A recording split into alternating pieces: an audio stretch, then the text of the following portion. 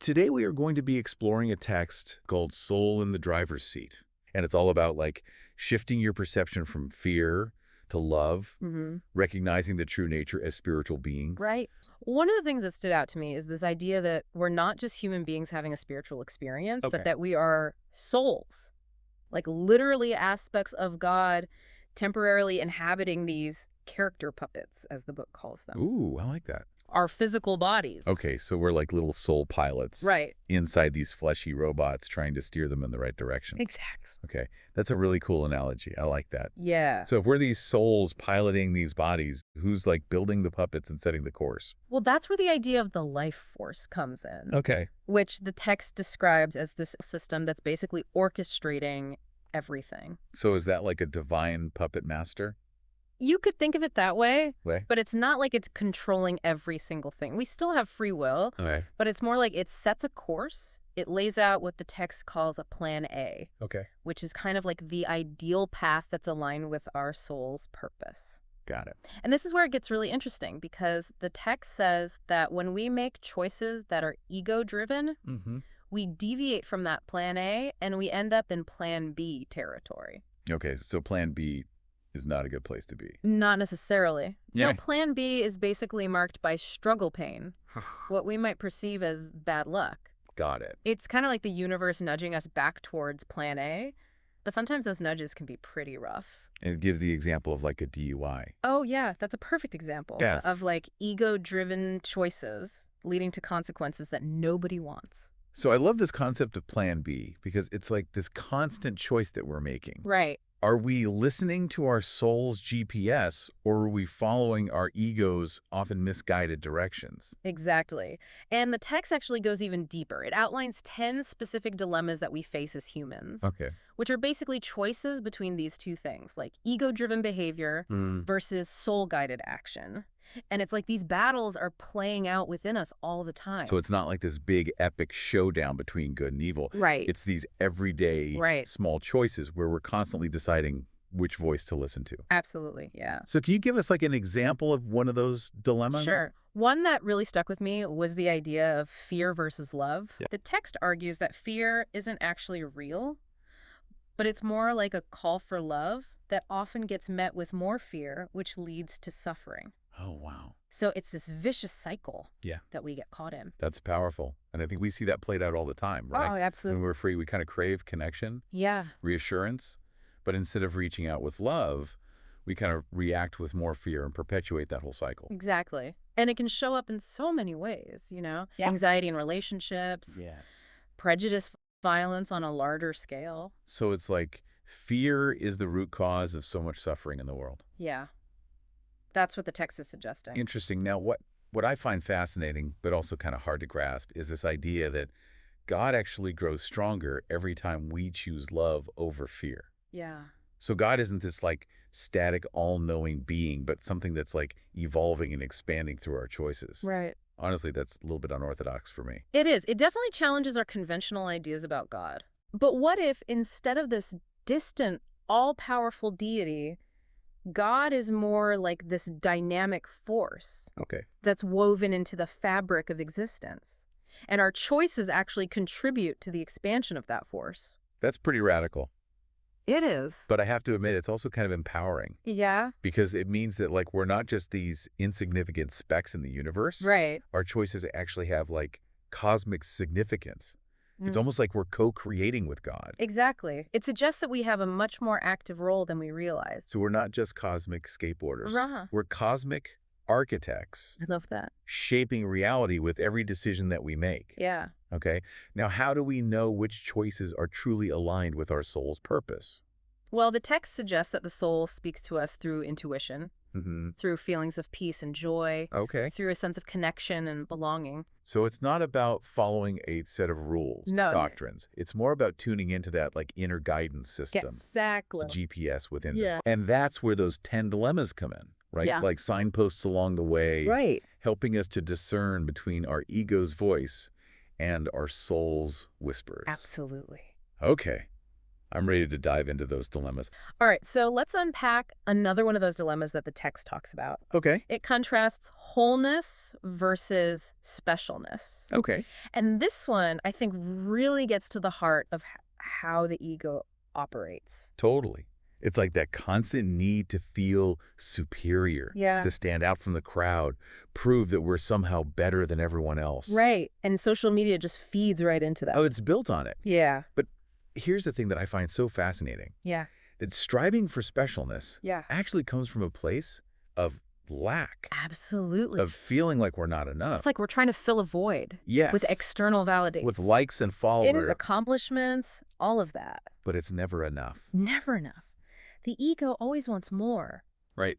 Meanwhile, the soul is over here. Yeah. We're already whole. Exactly. We're already complete. We're connected to everything and everyone. We belong. Yeah, it's not about proving our worth. It's about embracing our inherent belonging. Yes. And that's where true power comes from. Yeah, not from dominating others Right. or clinging to some illusion of control. It's about recognizing our interconnectedness, Mm-hmm. our shared humanity, and understanding that true strength lies in cooperation, not competition. Which brings us to another dilemma, competition versus cooperation. Oh, that's a big one. This one feels so relevant in today's world. It does. Everything's a race to the top. You know, if you're not first, you're last. Right. Exactly. And the ego loves that. The ego thrives on it. Comparison, scarcity.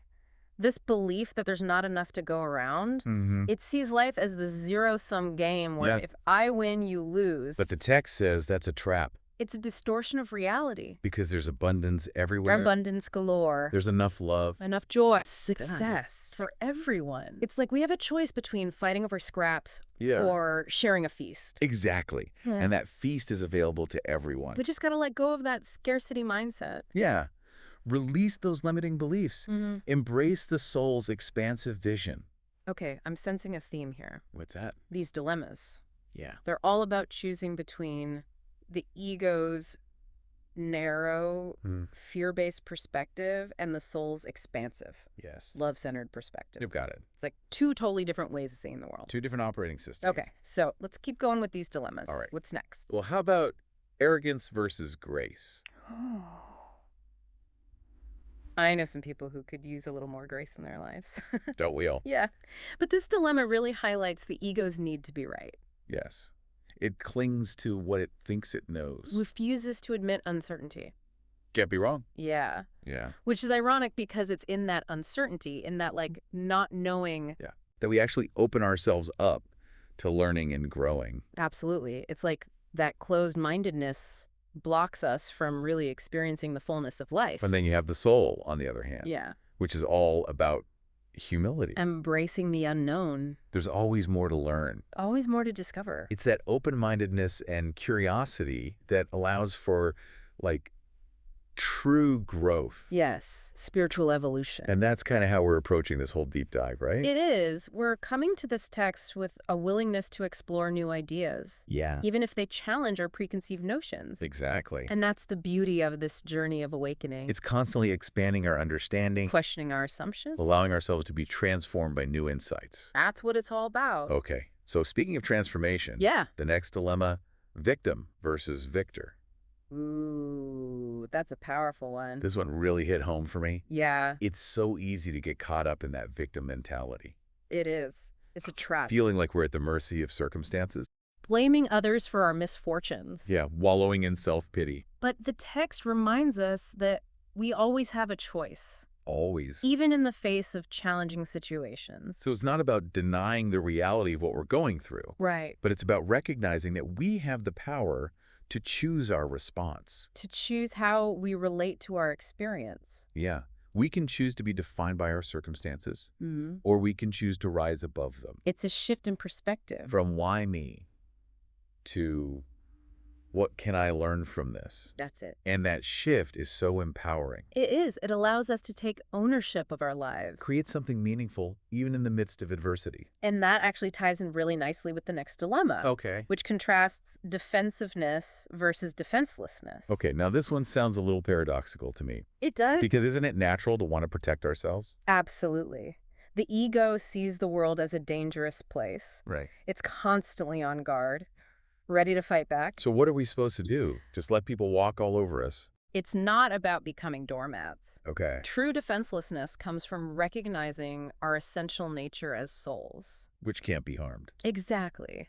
The soul is beyond the reach of physical or emotional wounds. It's about shifting our identity from the fragile ego Yeah. to the invulnerable soul. And this doesn't mean we don't set healthy boundaries Okay. or stand up for what we believe in, but it does mean letting go of that constant need to defend and protect ourselves from perceived threats. So it's about trusting in a higher power. Yes, trusting in the universe. The inherent goodness of life itself. Beautiful. And that trust opens us up to a whole new way of experiencing the world. A world where we're not constantly on guard, Right. but we're open and receptive to connection. Joy, love. I love that image. And it brings us to the next dilemma, reality versus illusion. This feels like it's getting to the heart of the whole spiritual awakening thing. It does. The text argues that the ego's perception of reality is largely an illusion. It's a distorted view shaped by fear, separation, and a limited understanding of who we truly are. So it's like we're walking around with these cloudy glasses on, Yeah. seeing the world through a filter of negativity and lack. And the soul, with its clear vision, Yeah. sees the truth that we are all interconnected, that love is the fundamental reality, Love is the reality. and that we are inherently worthy and lovable. So it's not about escaping from reality. Right. It's about waking up to a deeper, Yes. more expansive reality. Yeah. That's always been there, It's been there all along. hidden beneath the surface. It's waiting to be discovered. Okay, so how do we wake up to this reality? It starts with recognizing the power of our own minds to create our reality Okay. and choosing to see the world through the eyes of love rather than fear. So it's a choice. It's a choice we make in every moment. Wow. Which leads us to another choice point. Right. Generosity versus greed. Ooh, this one's a tough one. It is. It feels particularly challenging in a culture that often glorifies material wealth and personal gain. The ego is always looking for a return on investment, Always keeping score. calculating who owes what, hoarding its resources. Yeah. But the soul understands that true generosity is its own reward. It gives freely without expectation of anything in return. It recognizes that giving and receiving, Or two sides of the same coin. it's like we're all part of this giant energetic ecosystem. When we give generously, we're not depleting our resources. Yeah. We're contributing to the overall abundance of the universe, And that abundance flows back to us in unexpected ways creating a virtuous cycle. of giving and receiving. Oh, okay. So it's not about denying ourselves, No. living in poverty, It's about aligning our actions with the understanding that there's enough for everyone, and that true wealth lies not in what we possess. but in the love and joy we share with others. This deep dive is really making me rethink my own relationship with money, Yeah. material possessions. It's a process, isn't it? It is. Unlearning those deeply ingrained beliefs about scarcity and competition. But the rewards are immeasurable. They are. Okay. We've made it to the final dilemma. We have. Grandeur versus grandiosity. This one highlights the ego's need for external validation. It seeks grandeur through titles, achievements, possessions. Anything to make it look important. In the eyes of others. That constant striving to impress. To outdo, to be the best, The brightest. the most successful. But the soul doesn't need any of that. Nope. It has a quiet confidence. It knows its worth. True grandeur comes from within From aligning with our soul's purpose. and expressing our unique gifts in the world. It's about shining our own light. Not dimming anyone else's. It's about recognizing the inherent worth and beauty, Of every being. including ourselves, Yes. and living a life that reflects that inner radiance. That beautiful. Wow. So we've explored all 10 of these dilemmas. We have. It's like a crash course in the ego's playbook. And a guide to choosing a more soul-aligned path. I love it. Now, there's one claim in this text that I still find a little mind-boggling. Oh, yeah. What's that? This idea that the second coming of Christ is happening now. Hmm.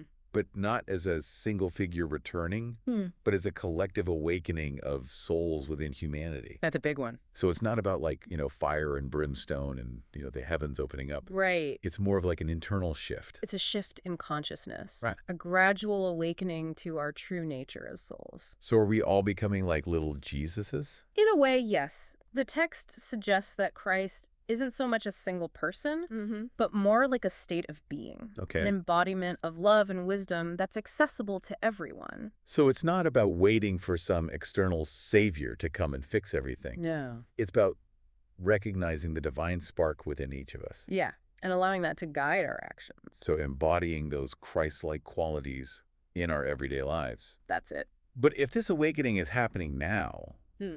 why don't we see more evidence of it? Hmm.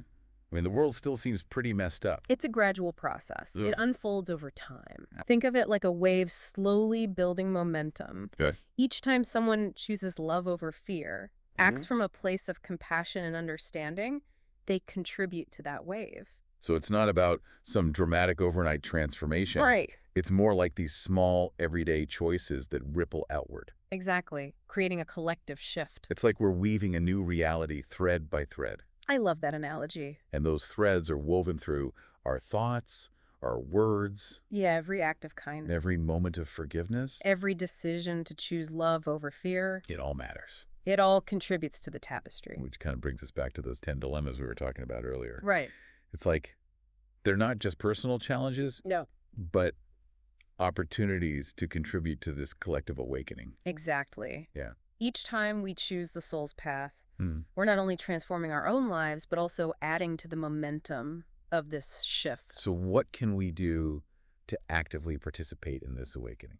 Well, I think it starts with cultivating awareness, noticing those moments when fear arises, acknowledging it without judgment, and then consciously choosing a more loving response. So like pausing before reacting in anger, Yeah, choosing to see the good in someone who's hurt us. exactly. Those small acts of love and kindness, moment by moment, day by day. It's about becoming more mindful of our thoughts, our words, our actions, Yeah, recognizing our interconnectedness, treating others with compassion and understanding. beautifully said. And as we do this, Mm-hmm. we'll find that our own hearts begin to open Yeah. and we become more receptive to the love that's all around us. This deep dive has been quite a journey. It has. We've explored some seriously mind-bending concepts, from the nature of reality to the power of our choices, Yeah. to this idea of a collective second coming. What a ride. So as we wrap up this conversation, Yeah. what's the one message you want our listeners to take away from all of this? I think it's this. You are not alone. Mm. You are a soul, a spark of the divine, and you have a vital role to play in the unfolding of a more loving and compassionate world. So trust your intuition. Choose love over fear. Allow your unique light to shine. And remember, it's not about perfection. Nope. It's about progress. Yeah. It's about making those small daily choices that align you with your soul's purpose and contribute to the collective awakening of humanity. I love that. And if you're feeling inspired to explore these ideas further, Yeah. I definitely recommend checking out Soul in the Driver's Seat for yourself. It's a challenging but ultimately empowering read. Yeah. And for those of you who joined us on this deep dive, Yeah. thank you for your willingness to explore these profound concepts. It's been an honor. And may this conversation spark your own journey of self-discovery Yeah, and empower you to create a more loving and compassionate world. absolutely.